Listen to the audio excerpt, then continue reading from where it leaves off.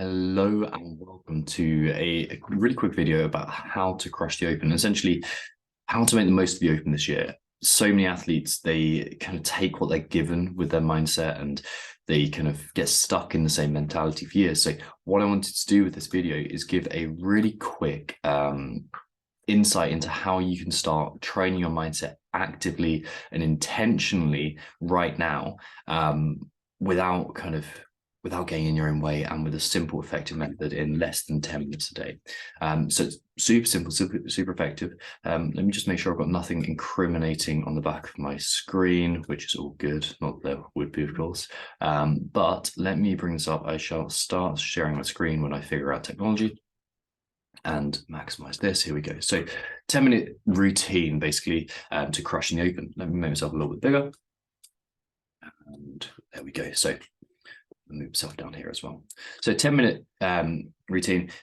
My intention is that you could use this now to start working on your mindset before the open, but also you'll be able to apply this to everything, every competition you ever do, and also probably other areas of life too that you're finding difficulty with. So why listen to me?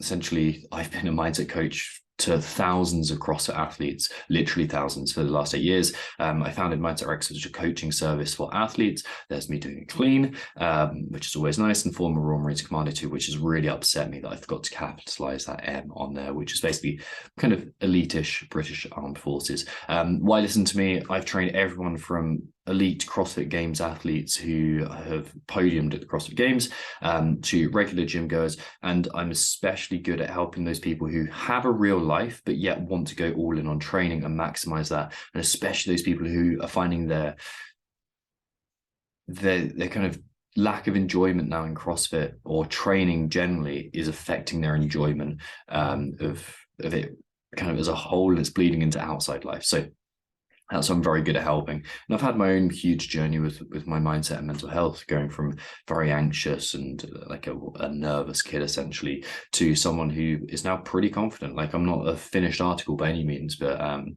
in a good place and I've made a huge amount of gains. So it's applied for me, it's applied for people who have been kind of CFOs of FTSE 500 companies. Like, it's applied to everyone that has applied this methodology, and it works. And it's nothing about me, although I've implemented it with lots of people. It's a system, it's a process that works when you apply it consistently. So let's get started with this 10-minute daily routine. The first thing, let's define some of the problems.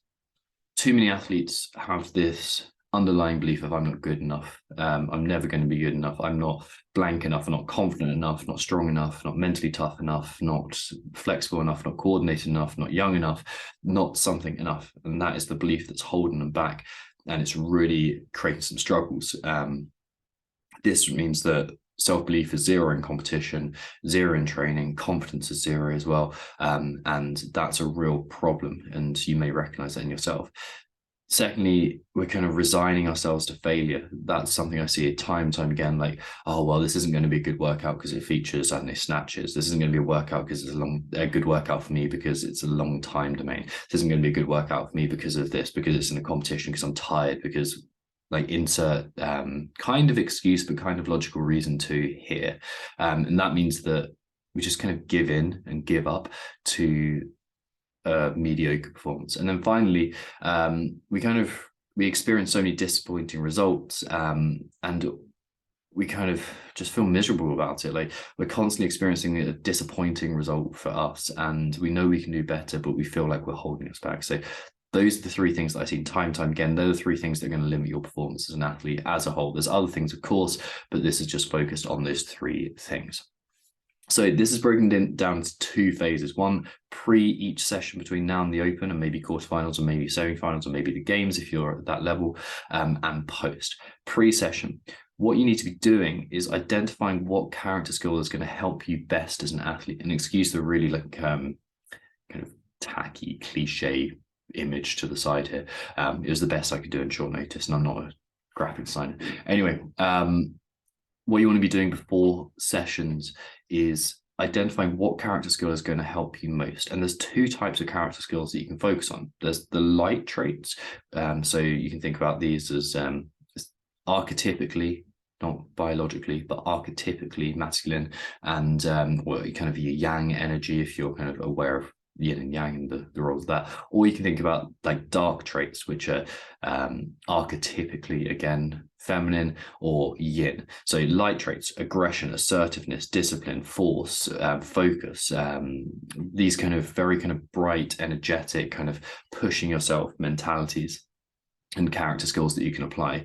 And then secondly, your dark traits that you can apply as well, which are massively underrated in CrossFit, but like wisdom, creativity, patience, self-compassion, self-trust, more kind of fluid, gentle, nurturing elements that you can practice.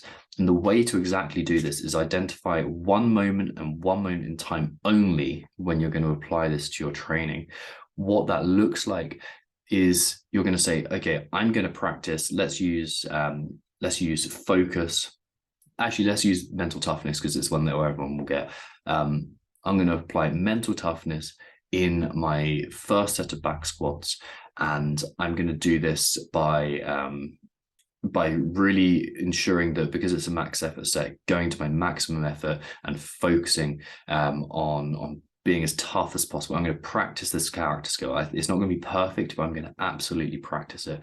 And like that becomes your one focus on the character skill that you're going to display during that training session. And you can balance this between dark and light traits. Too many athletes focus just on the aggressive side and not enough on the nurturing, kind, loving side. So you need to focus on that too, especially if you've only ever focused on the aggression. So you're doing this before each session, before the open, by the way, and during the open too. Secondly, effort over outcome. One of the main reasons that people struggle with disappointment is because they're so obsessed with the outcome and they're holding in mind an expectation of what they should be doing as opposed to what's actually possible for them.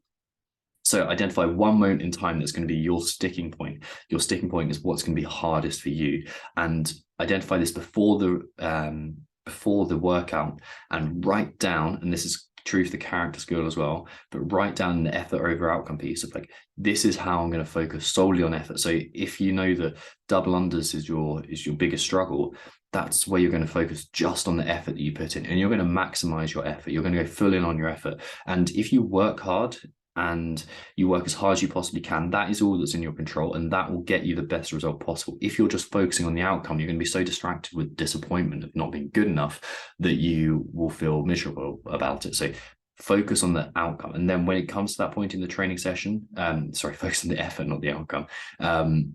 So when it comes to that point in the training session, all you're going to do is focus on the effort. What can I do right now, right this minute, that's going to take me forward towards success? That is focused just on the effort and completely forgetting the outcome. Ignore the outcome in that. So that's pre-session. That should take 6 minutes or so at the most. So there we go.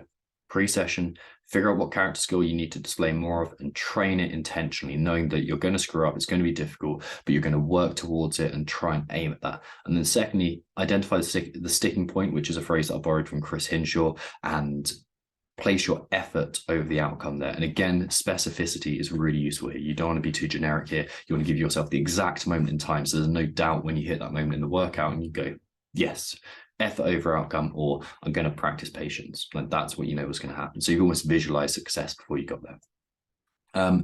Post-session, if I can make this work, there we go. Post-session, like we use this tool the whole time because it's so effective. And again, apologies for the very cliche photo of someone journaling, but AMWAP, as many wins as possible.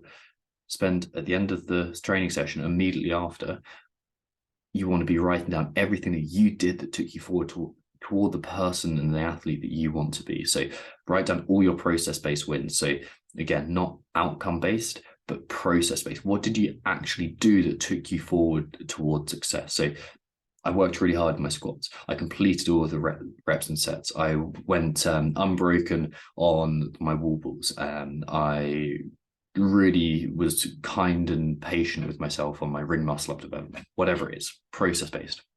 And then effort-based too. Even if you failed, but if you worked hard, your effort-based wins go down there. And of course, you can put in like a few performance-based wins if you PR'd your back squat. It's important to write that down, but you're not going to PR your lifts every day, but you are going to put the reps and the sets in. So don't count your scars here. This isn't the place for it. Count your wins. Use that positivity, that intentionality. Remember, You can either have your training, your mindset trained unintentionally, or you can train it yourself. Your job is to intentionally train your mindset as much as humanly possible, as much as physically possible. So just like you'd do with your body, you need to put the sets and the reps in. If you'd like to discuss how you can apply things like this on a custom framework to you, what I'm going to do is below this, there will be a 90-day mindset game plan link. Have a little think about is that something you want to be doing? You'll jump on a call with me, 30 minutes. It's no salesy bullshit. It will just be an honest assessment of where are you now? What do you want to do? And let's put together a structure of okay, in this week, you're going to do this week, you're going to do this week, you're going to do this. And let's just give you a framework and understanding of how that would work for you, and go from there. But no pressure. If there's, oh, by the way, if there's no spaces in there, it's because I'm completely booked up. But give it time, give it patience. There will be spaces at some point. I'll limit this to a set number every week. Unsure what that'll be yet, but we'll see. So if you can find spaces in there, good luck, because they'll be pretty scarce. But anyway, hope you enjoyed this. Most important thing is get out, apply it, and train your mind intentionally. And of course, best luck in the Open too.